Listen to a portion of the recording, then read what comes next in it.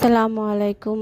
আজকে জালি কুমড়ার চাক ভাজি করব আর ডিম ভাজি। বন্ধুরা দেখতে থাকো।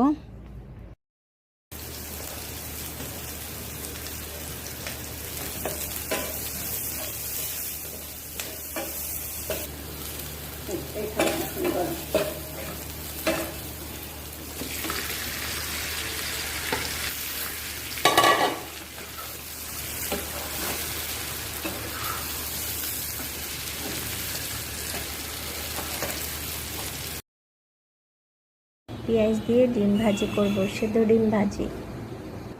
হালকা হলুদ আর অল্প একটু লবণ দিয়ে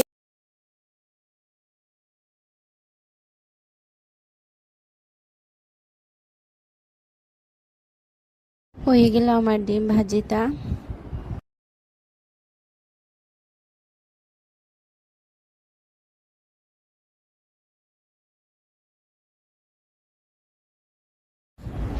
চলো এবার খাওয়া যাক এই ডিম ভাজিটা পেঁয়াজ দিয়ে।